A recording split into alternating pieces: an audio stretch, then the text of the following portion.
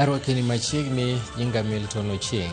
Jatend piny Kenya William Ruto otimo romo kawuono gi jotend din ma Salam kanyakla goganda ma jodino e kajot ma jatend piny e boma ma Nairobi. Romo nero ne matwak ewi chal mar Kenya ahinya te kinde ni ma piny Kenya koro chako ikruok mare ni yiero maduong' ma higa mabiro. Jotend Islam manowuoyo nopuoyo kenge ma jatend piny Kenya osekawo mar nyayo dongruok e pacho ka mangima maonge akwede.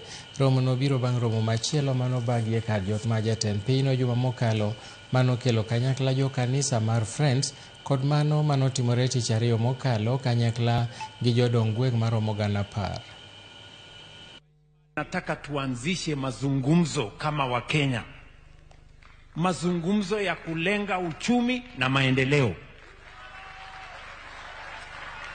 Wengine wanasema hawataki mazungumzo ya uchumi na maendeleo, ati wanataka mazungumzo ya siasa.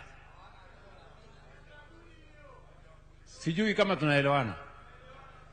Ati wanataka tu tuongee siasa, right ya huyu, right ya ule, right ya ule, na right ya maendeleo iko wapi? Na right ya mtoto ya huyu kusoma iko wapi? Na right ya huyu mwananchi kuwa na matibabu iko wapi? Kuwa na makao ya sawasawa iko wapi? Na hiyo rights zote ziko ndani ya katiba ya Kenya. So we must have a conversation.